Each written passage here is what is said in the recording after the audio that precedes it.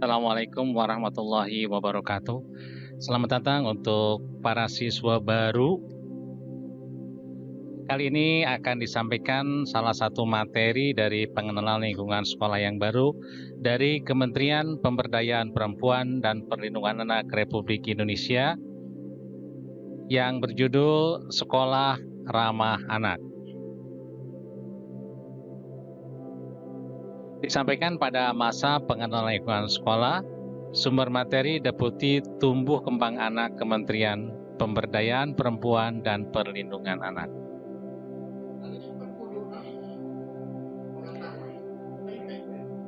Pasal 28B ayat 2 Undang-Undang Dasar tahun 1945 menyebutkan bahwa setiap anak berhak atas kelangsungan hidup, tumbuh dan berkembang serta berhak atas perlindungan dari kekerasan dan diskriminasi.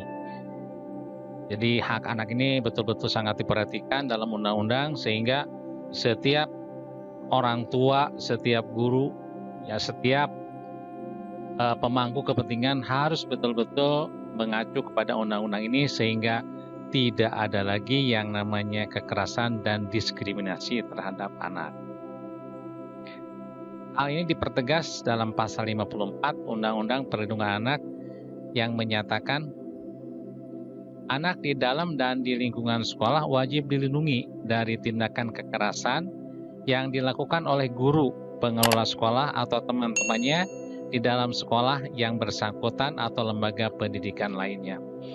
Ini anak-anak kita harus betul-betul aman dan merasa nyaman berada di sekolah.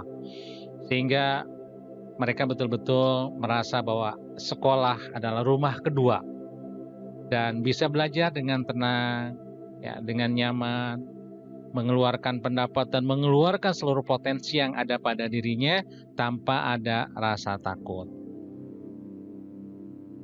Pasal 70 ayat 2 menyebutkan setiap orang dilarang memperlakukan anak dengan mengabaikan pandangan mereka secara diskriminatif, termasuk labelisasi dan penyetaraan dalam pendidikan bagi anak-anak yang penyandang cacat.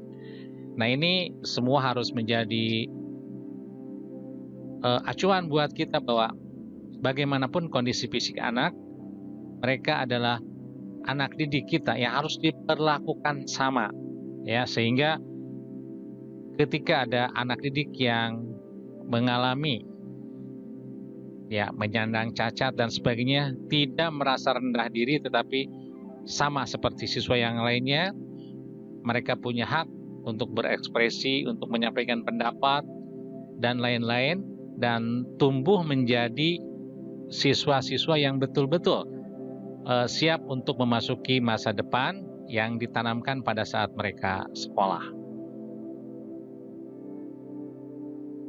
Agar dapat mewujudkan suatu kondisi sekolah atau lingkungan pendidikan yang aman, nyaman, sehat, ramah, dan menyenangkan bagi anak, atau disebut dengan sekolah ramah anak, atau dengan kata lain anak-anak yang ada di sekolah dapat terpenuhi haknya.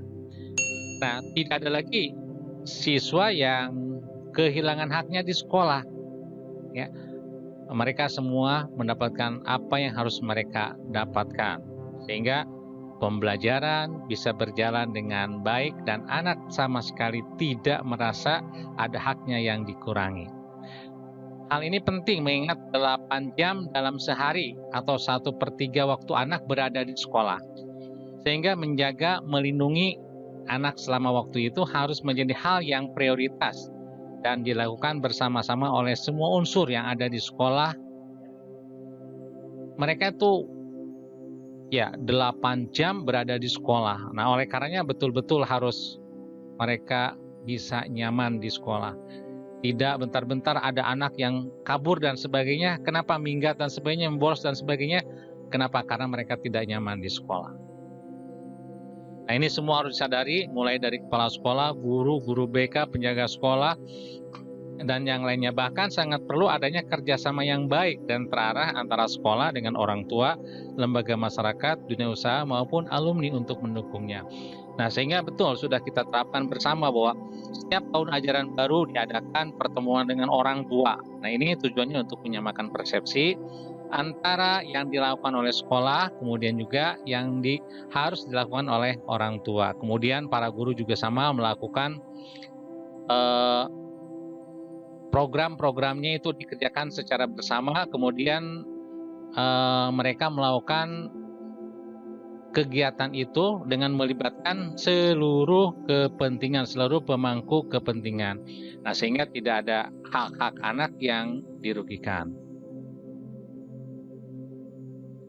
Kalau kita lihat dari definisi pendidikan, ya pendidikan merupakan suatu usaha yang dilakukan secara sadar dan terencana, terutama dalam mewujudkan suasana belajar dan proses pembelajaran yang efektif dan efisien.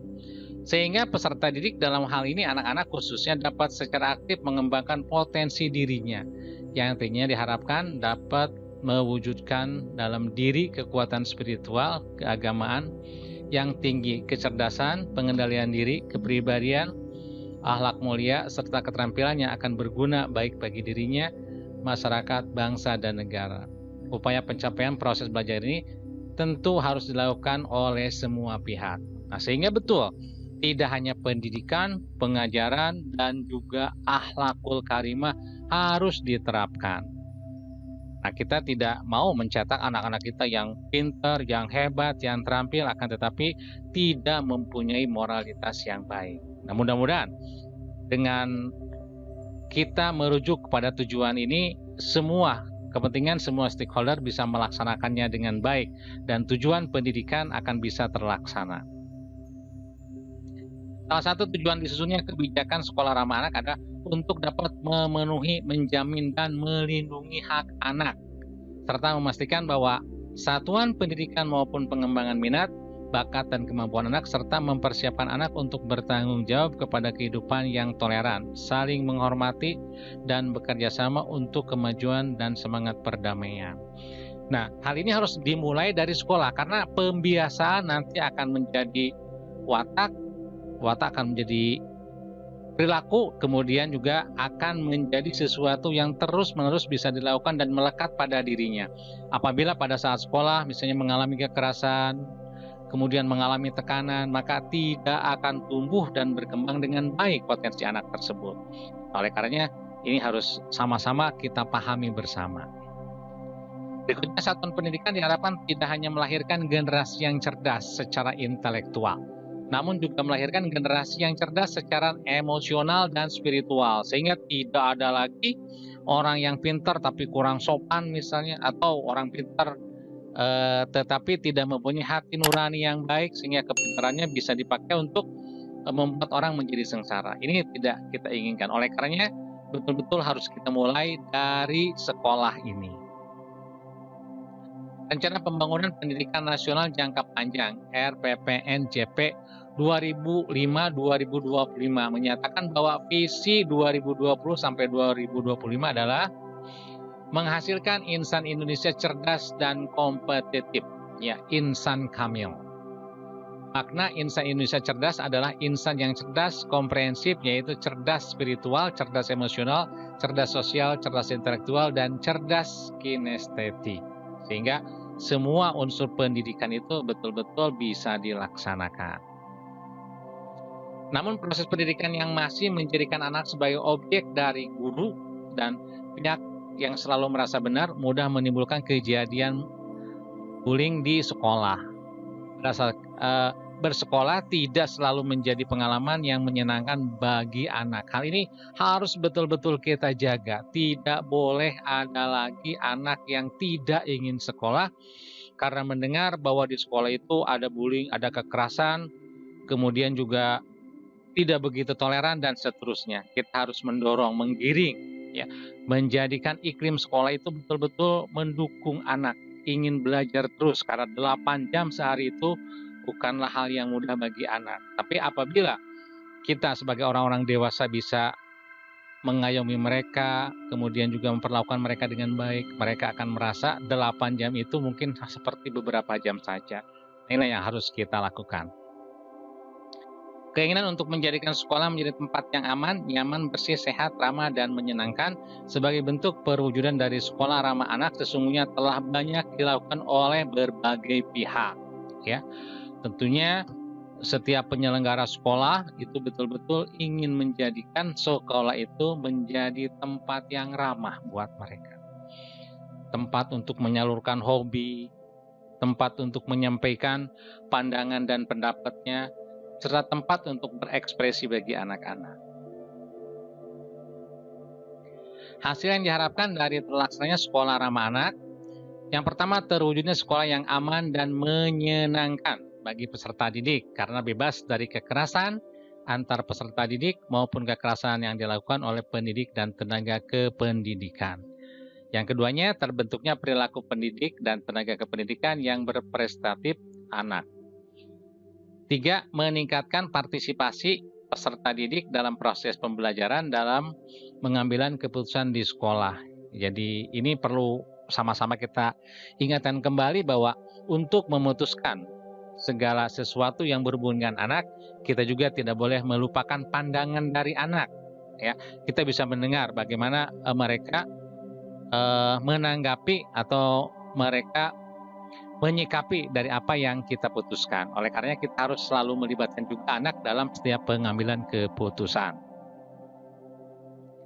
Konsep sekolah ramah anak adalah program untuk mewujudkan kondisi aman, bersih, sehat, peduli, dan berbudaya lingkungan yang mampu menjamin pemenuhan hak dan perlindungan anak dari kekerasan, diskriminasi, dan perilaku salah lainnya selama anak-anak berada di satuan pendidikan serta mendukung partisipasi anak terutama dalam perencanaan kebijakan pembelajaran dan pengawasan. Sekolah ramah anak bukanlah membangun sekolah baru, namun mengkondisikan sebuah sekolah menjadi nyaman bagi anak-anak serta memastikan sekolah memenuhi hak dan melindunginya. Karena sekolah menjadi rumah kedua bagi anak setelah rumah sendiri di rumah. Nah, ini betul-betul satu konsep yang begitu mulia. Mudah-mudahan kita bisa melaksanakan hal ini ya. Anak-anakku sekalian juga bisa betah di sekolah. Definisi sekolah ramah anak adalah sebagai berikut. Satuan pendidikan formal, non-formal, dan informal yang aman, bersih, dan sehat, peduli, dan berbudaya lingkungan hidup. Mampu menjamin, memenuhi, menghargai hak anak, dan melindungi anak dari kekerasan, diskriminasi, dan perlakuan salah lainnya, serta mendukung partisipasi anak terutama dalam perencanaan kebijakan pembelajaran. Pembentukan dan pengembangan sekolah ramah anak didasarkan pada prinsip-prinsip. 1. Non-diskriminasi. Semua anak harus diperlakukan sama. Baik itu perbedaan gender, perbedaan suku bangsa, perbedaan agama, bahkan perbedaan fisik. Mereka harus diperlakukan sama. Artinya tidak ada yang dinomorsatukan, tidak ada yang dianak-emaskan. Semua diberikan perhatian yang sama. Yang kedua, kepentingan terbaik bagi anak, yaitu senantiasa menjadi pertimbangan utama dalam semua keputusan. Jadi kepentingan anaklah yang harus diutamakan. Pembentukan dan pengembangan sekolah ramah anak didasarkan pada prinsip-prinsip 1. Hidup, kelangsungan hidup, dan perkembangan, yaitu menciptakan lingkungan yang menghormati martabat anak dan menjamin pengembangan holistik dan terintegrasi setiap anak. Yang kedua, penghormatan terhadap pandangan anak, yaitu mencakup penghormatan atas hak anak untuk mengekspresikan pandangan dalam segala hal yang mempengaruhi anak di lingkungan sekolah.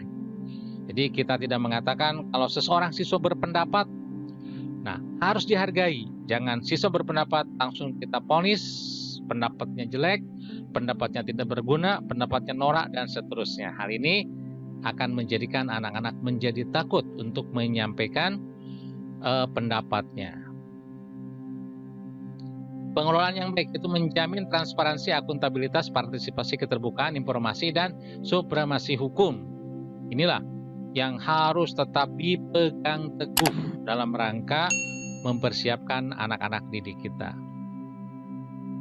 Tahapan persiapan dan perencanaan sekolah ramah anak, sosialisasi tentang pemenuhan dan perlindungan anak. Hakikatnya sekolah ramah anak adalah memastikan bahwa di dalam lingkungan sekolah anak mendapatkan haknya.